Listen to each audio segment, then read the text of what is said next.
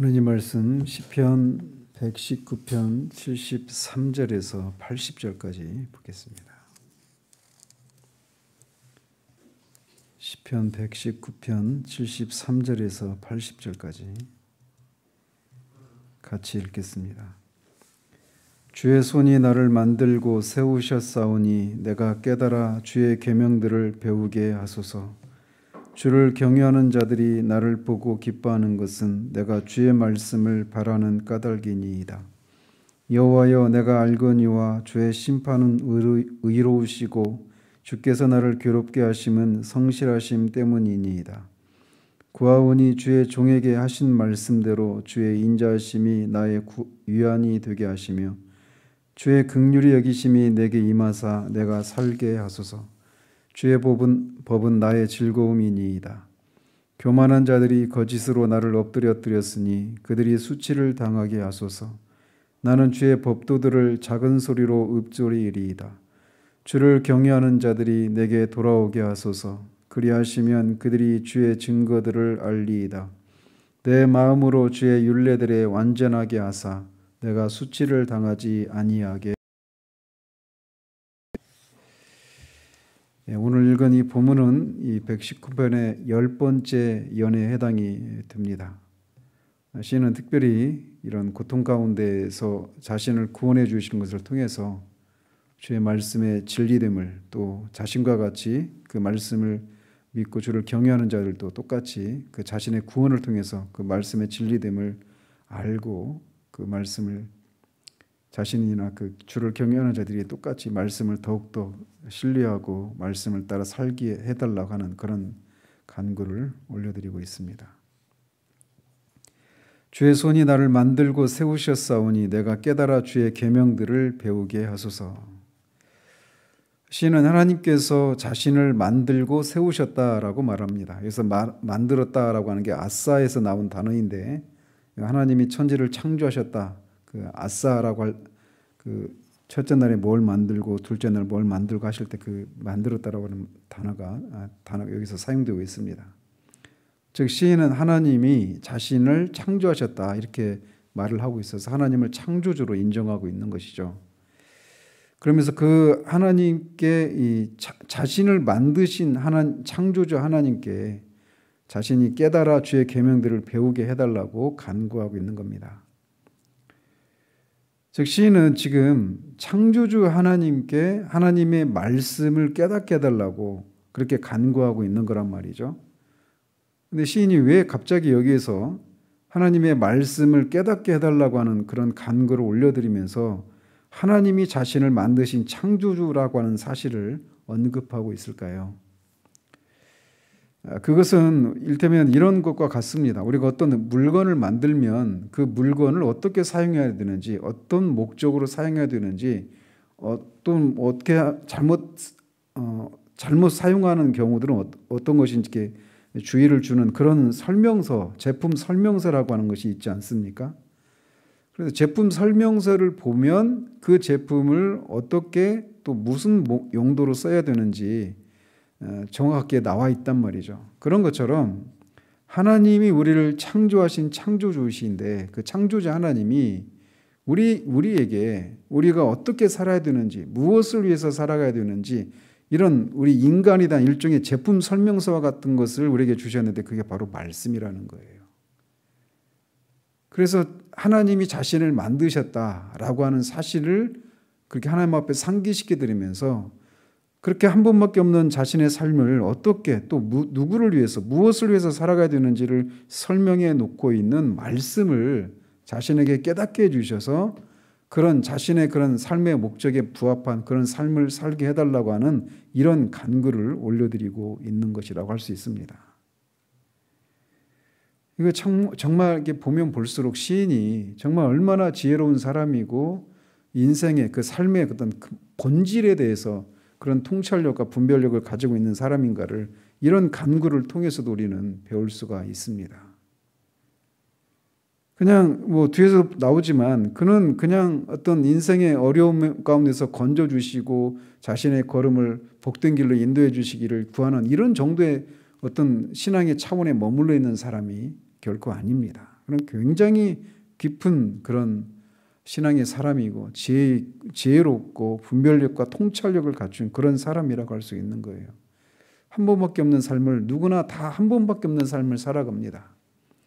근데 많은 사람들이 하나님, 그 중에서도 하나님을 믿는 사람이 있고 그런단 말이죠. 그런데 그 하나님을 믿는 사람들 안에도 또 그런 성장의 정도에 따라서 여전히 어리고 조금 더 성숙하고 또 완숙한 그런 성장의 단계가 있는데 시인은 이런 간구들 속에서도 그가 얼마나 완숙한 신앙인인지를 보여주고 있어요.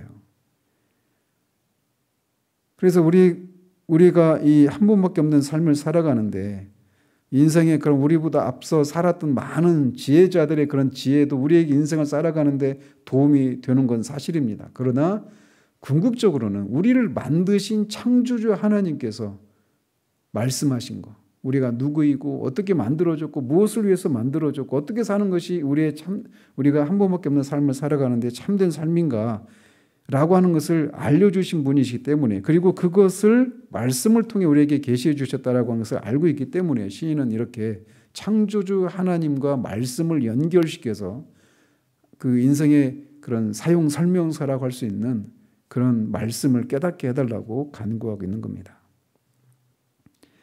주를 경외하는 자들이 나를 보고 기뻐하는 것은 내가 주의 말씀을 바라는 까닭이니이다. 또 시인이 그렇게 말씀을 배우게 해달라고, 깨닫게 해달라고 간구하고 있는데, 그러면서 이어서 간구하기를 주를 경외하는 자들이 나를 보고 기뻐하는 것이 내가 주의 말씀을 바라는 까닭이다, 이렇게 말하고 있습니다. 여기서 시인은 이제 그 뒤에 바로 이어지는 속에서 알 수 있는 것처럼 시인은 어떤 고난 가운데 있단 말이에요. 그런데 그런 고난 가운데 있는 자신을 바라보고 있는 그런 동료 그룹이 있다라는 겁니다. 그게 누구냐? 주를 경외하는 자들이라는 거예요. 주를 경외하는 자들, 시인도 주를 경외하는 자들인데 시인처럼 주를 경외하는 다른 사람들이 자신을 보고 기뻐한다라는 겁니다. 왜? 그 사람들처럼 시인도 말씀을 바라고 있기 때문에 어떤 상황 가운데서 시인이 처한 어떤 고통 가운데서 주님의 말씀을 바라고, 즉 주님을 바라고 있는 그런 자신의 모습을 보면서 동료 이 신자들인 주를 경외하는 자들도 그 시인을 보면서 기뻐한다라는 거예요. 즉 시인은 그저 그냥 한 개인, 하나님 앞에 한 개인으로만 서 있는 것이 아니라 그렇게 이 다른 동료 신자들과의 그런 연대 의식 속에 그렇게 살고 있다라고 하는 그런 의식을 가지고 있는 것입니다. 여호와여, 내가 알거니와 주의 심판은 의로우시고 주께서 나를 괴롭게 하심은 성실하심 때문이니이다. 시인은 어떤 고난 가운데 있는데 그 고난이 하나님의 공의로운 심판에 따라서 하나님께서 공의를 성실하게 집행하신 결과 자신이 그런 괴로움 가운데 있다라고 고백을 하고 있는 겁니다. 주님은 의로우신 분이시고 또 성실하신 분이십니다.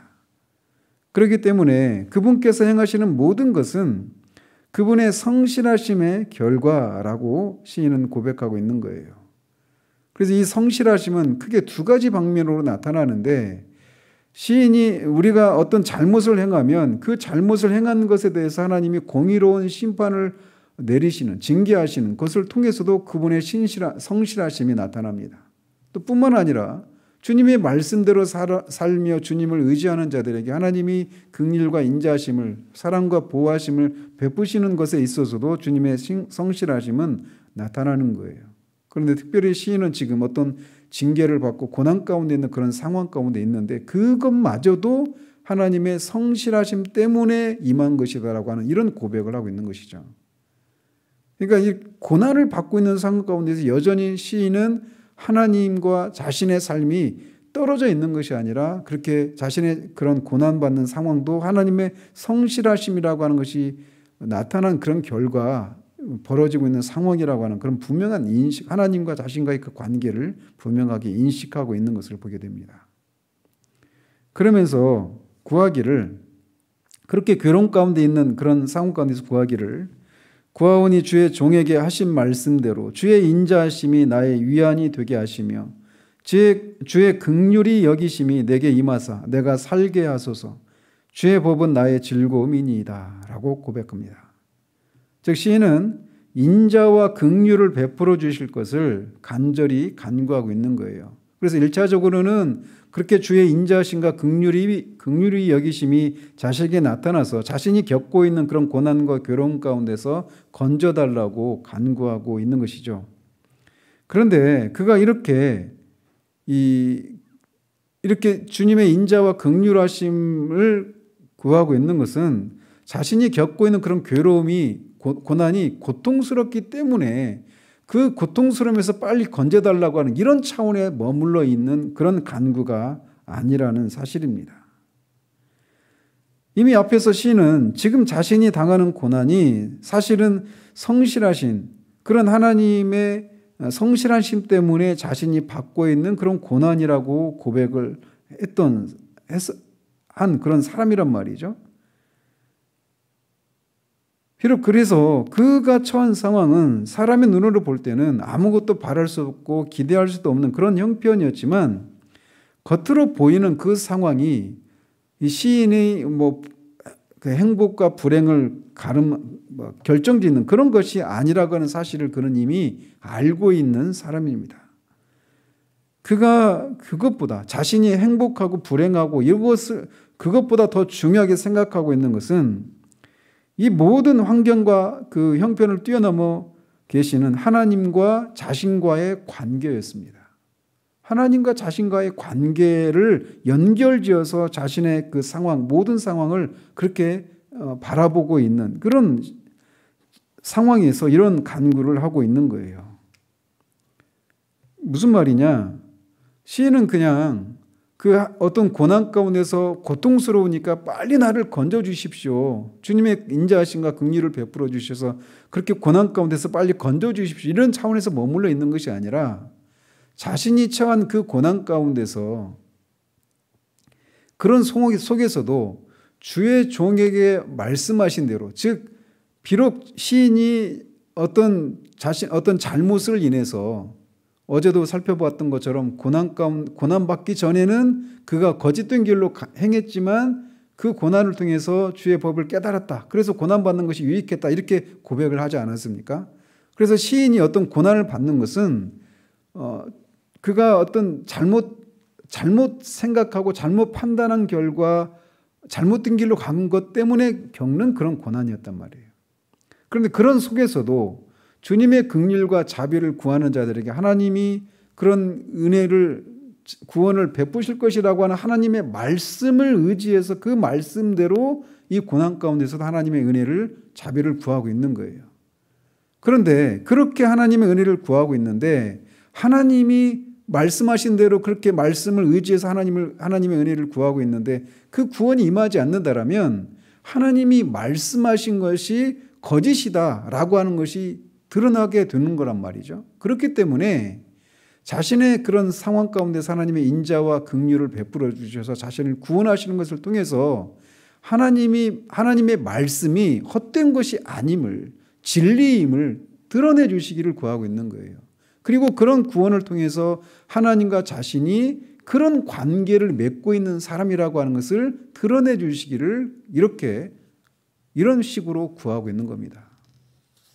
그래서 앞에서도 말씀드린 것처럼 시인은 그저 자신이 처한 어떤 고난과 어떤 궁핍한 상황 가운데서 그 건짐받는 그런 차원에서만 자신의 상황을 바라보고 하나님과의 관계를 그런 차원에서만 생각하고 있는 것이 아니라 시편 23편에서 그 시인 다윗이 고백하고 있는 것처럼 주의 이름을 위해서 의의 길로 자신을 인도한다라고 그렇게 고백했던 것처럼 그런 의식이 시인의 생각 속에 깊이 뿌리박고 있는 것을 이런 것 속에서도 우리가 볼 수 있는 겁니다.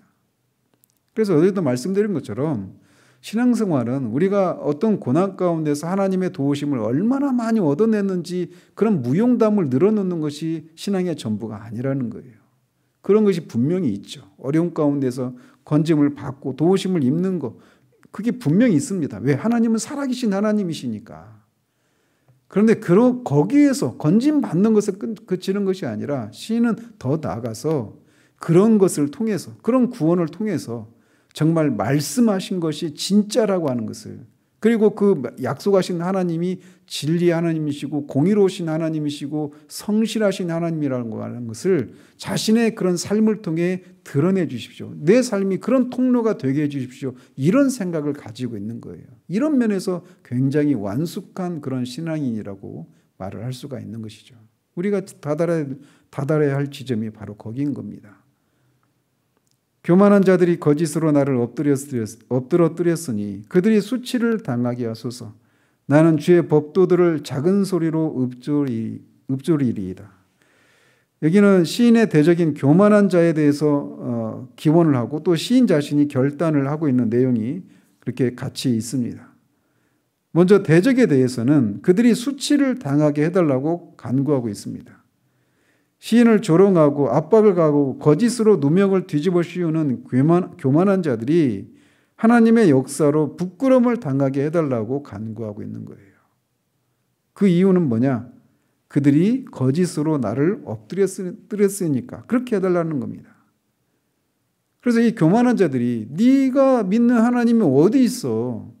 네가 하나님을 믿는 사람이고 네가 믿는 대로 그 말씀이, 네가 말씀을 믿는다고 하는데 그 말씀들을 믿는데 네가 우리들한테 이렇게 당하고 있는 거 아니냐 라고 하면서 자신들이 더 우위에 서 있는 것 같이 그렇게 교만하고 우쭐대고 있는 자들을 하나님이 수치를 당하게 해달라는 것을 통해서 그들이 틀렸고 시인이 옳다라고 하는 것을 드러내 주시기를 고백하고 있는 거예요. 그러면서 시인은 교만한 자들이 자신을 거짓으로 엎드려뜨렸지만 그럼에도 불구하고 자신은 하나님의 말씀을 작은 소리로 읊조리겠다, 묵상하겠다. 결국은 하나님의 뜻대로 계속해서 말씀대로 살겠다. 이렇게 고백을 하고 있는 겁니다.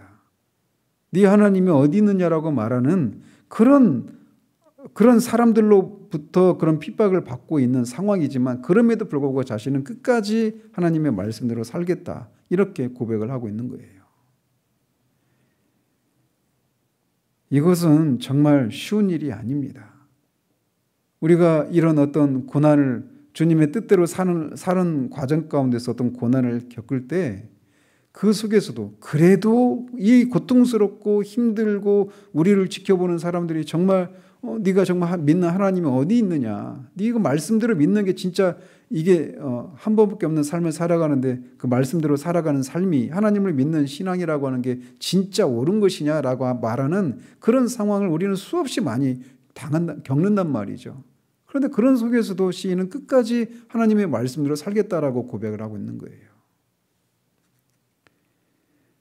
그러면서 그렇게 살 수 있게 하는 그 동력을 그렇게 힘을 얻는 것을 이어서 말을 하고 있는데 주를 경외하는 자들이 내게 돌아오게 하소서.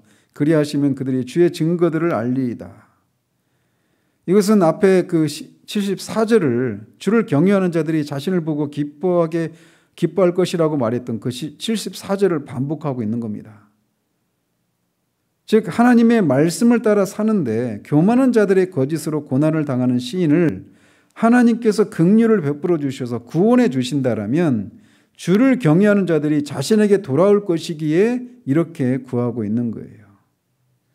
즉 하나님의 말씀을 경외하며 사는 시인이 잠시는 교만한 자들에게 억울하게 고난을 당하고 있지만 결국은 언약에 성실하신 하나님께서 당신께서 말씀하신 것을 믿고 사는 시인을 구원하시게 되면 하나님의 말씀이 진리임을 알고 주님의 이름을 위해서 하나님의 말씀이 진리임을 알고 시인처럼 주를 경외하는 자들도 용기를 얻고 시인에게 돌아올 것이라는 거예요. 시인에게 돌아온다는 얘기는 결국 시인처럼 끝까지 말씀을 따라서 사는 그런 삶을 살게 되는 일이 일어날 것이다라고 말을 하고 있는 겁니다. 그래서 앞에서도 말씀드린 것처럼 시인은 그냥 한 개인, 하나님 앞에 한 개인으로서 서 있는 것이 아니라 자신의 삶을 통해 드러나게 될 주님의 말씀의 그 진리 되심, 주님의 이름, 이것을 위해서 자신이 존재하고 자신이 그런 어떤 상황 가운데 있다라고 하는 그런 의식을 갖고 있는 거예요. 하나님과 자신과의 그 관계에 대한 분명한 확신을 가지고 있는 것이죠. 그래서 내가 넘어지면 진리도 넘어지는 것이고 하나님의 이름도 아무것도 아닌 것가 되는 거고, 내가 그 고난 가운데서 건짐받는 것은 하나님의 말씀이 진짜 진리임을, 또 그렇게 말씀하신 하나님도 정말 살아계신 분이시고 성실하신 분이시다라고 하는 것을 입증하는 것이다라고 하는 그런 자신의 삶과 하나님의 이름을 연결지어서 그렇게 확신 가운데 이런 강구를 하고 있는 겁니다. 그러니 놀라운 신앙의 그런 완숙한 신앙의 그런 신앙인이라고 하는 이유가 바로 여기 있는 겁니다. 주님의 이름을 위해서 자신을 구원해 달라는 거예요. 쉽게 말하면. 이렇게 하나님과 자신과의 그 관계에 대한 분명한 확신을 가지고 있는 것이죠. 내 마음으로 주의 율례들에 완전하게 하사 내가 수치를 당하지 아니하게 하소서. 여기서 주의 율례들에 완전하게 하다, 완전하다라고 하는 말은 순전한, 갈라지지 않은 이런 의미입니다. 그래서 영어로는 훌이라고 하는 단어인데 통으로 완전히 갈라지지 않은 완전한 그런 것을 말하는 거예요. 그래서 여기서 율례에 완전하게 해달라, 이 말은 두 가지 의미입니다. 하나는 율법을 완전하게 깨닫게 해달라는 것과 또 하나는 그 깨달은 말씀을 완전하게 지킬 수 해달라고 하는 이 두 가지 의미가 있는 겁니다. 그러면서 그렇게 율례를 근데 그 말씀을 깨닫는 것과 말씀을 완전하게 지키는 것은 뗄래야 뗄 수가 없는 것이죠. 말씀을 완전하게 지키기 위해서는 말씀을 완전히 깨닫는 것이 선제되지 않으면 말씀을 완전히 행할 수가 없는 거예요. 말씀을 행하지 않는 말씀에 대한 깨달음은 아무 의미가 없는 겁니다. 이 두 가지는 항상 같이 가야 되는 것이죠. 그런데 시인은 이렇게 말씀을 완전하게 깨닫고 또 말씀을 완전하게 지킬 수 있도록 해달라고 하면서 내 자신이 수치를 당하지 아니하게 해달라고 구합니다. 이것은 또 연결돼서 말씀을 드리면 시인이 그렇게 말씀을 완전히 깨닫고 말씀을 잘못 깨닫고 또 말씀을 잘못 행하게 되면 자신이 수치를 당하게 되는데, 자신의 수치를 당하는 것은 그냥 자신이 수치를 당하는 것에 그치는 것이 아니라 말씀이 헛되고 어리석은 것이다라고 하는 것이 입증되는 것이 되기 때문에 이렇게 구하고 있는 거예요. 또 결국은 궁극적으로는 하나님의 이름이 그렇게 하나님의 이름의 그 영광에 합당한 그런 하나님의 이름에 누를 끼치는 일이 일어나기 때문에 이렇게 해달라고 하는 이런 강구라는 것이죠. 계속 이어지는 그런 사상을 가지고 이 구절을 해석한다는 말이죠. 이처럼 거듭 말씀드린 것처럼 시인은 자신이 처한 상황을 하나님의 이름, 하나님의 존재, 하나님의 말씀과 연결지어서 그렇게 생각하고 있는 거예요. 그런데 만약에 이거를 오늘날 신약의 용어로 말씀을 드리면 우리가 이 땅을 살아가면서 우리가 날마다 살아가면서 이런저런 어려움을 겪기도 하고 이런저런 필요를 가지고 이렇게 살고 있는데 우리가 처하는 그 모든 상황을 하나님 앞에 구할 때 그냥 하나님 내가 이런 것이 필요하니 이런 도움이 필요하니 나를 도와주십시오. 나를 건져주십시오. 구원해 주십시오. 이것을 주십시오. 저것을 건져주십시오. 이렇게 구하는 것에서 그치는 것이 아니라 주님의 이름을 위해서 내가 처한 이 상황 가운데 개입하셔서 나를 건져주시기를 구하고 있는 이런 기도와 같은 맥락의 기도라는 거예요. 이거는 하나님과 자신과의 관계에 대한 확신이 없이는 구할 수 없는 그런 기도입니다. 그런데 우리가 감히 우리에게 하나님의 이름이 걸려있다라고 하는 것을 우리가 어떻게 확신할 수 있습니까? 특별히 우리가 어리석게 행한 것 때문에 고난을 받고 있는 상황 가운데 있음에도 불구하고 우리에게 여전히 하나님의 이름이 걸려있다라고 하는 것을 어떻게 확신할 수 있습니까? 만약에 그 확신이 어제도 그 칭에 대해서 잠시 언급하면서 말씀드렸지만 그냥 우리의 어떤 삶의 변화들, 우리가 주님의 뜻대로 살고 있는지 살고 있지 못한지 이런 어떤 우리의 차원에서만 머물러 있다라면 그런 확신을 가질 수가 없는 거예요. 하나님과 우리와의 관계는 오직 예수 그리스도 그분이 하신 그 일, 그것에 의해서만 우리가 하나님 앞에 의롭다함을 받을 수 있고 하나님과의 관계가 거기에 우리가 근거를 두고 있지 않으면 우리는 감히 이런 기도를 할 수가 없어요. 그리스도를 인해서 우리가 하나님의 백성이 되고 하나님의 자녀가 되었고 우리에게 하나님의 이름이 걸려있다라고 하는 그 확신을 가지지 않는 한 우리는 이런 기도를 할 수가 없는 거예요. 그런 면에서 여러분이 처한 그 상황 가운데에서 어떤 어려움 가운데서 주님의 이름을 위해서 나를 이런저런 어려움 가운데서 건져 주십시오라고 하는 그런 기도를 할 수 있습니까? 그리고 그렇게 나를 그런 고난 가운데서 건져 주시는 것을 통해서 누군가가 나처럼 하나님의 말씀대로 하나님을 믿는 사람들이 용기를 얻을 수 있도록 그들이 믿고 바라는 것이 결코 틀리지 않다라고 하는 것을 입증해 주십시오라고 하는 그런 간구를 올려드릴 수 있습니까? 그리스도가 아니면, 그리스도를 근거로 삼지 않으면 우리는 감히 이런 기도를 할 수가 없는 거예요. 저 개인적으로도 정말 이렇게 교회를 하는 것이 안 된다라고 하는 그런 세속적인 그런 생각들이 넘쳐나고 있는 시대 가운데 그렇지 않다라고 하는 것을 입증해 주셔서 누군가는 말씀대로 교회를 하고 말씀대로 신앙생활을 하는 것이 결코 실패한 삶이 아닌 것을 입증해 주시기를 그렇게 하나님 앞에 구하는 것과 같은 맥락인 겁니다. 그 근거는 그리스도예요. 그리스도를 근거로 삼지 않으면 우리는 감히 주님의 이름을 위해서 나에게 이런저런 은혜를 베풀어 주십시오 이렇게 구할 수가 없는 겁니다. 이 아침에도 우리가 그리스도를 인해서 하나님의 이름이 걸려있는 그런 사람이라고 하는 생각들을 분명하게 가지고 주님의 이름을 위해서 우리를 이런저런 상황 가운데서 건져주시기를 구할 수 있는 그런 은혜가 있기를 바랍니다. 기도하겠습니다. 하나님 아버지, 시인이 고난 가운데 있음에도 불구하고 여전히 주님이 성실하심 때문에 자신이 괴로움을 받고 있다라고 하는 그 놀라운 확신을 보여주고 있는 장면을 봅니다.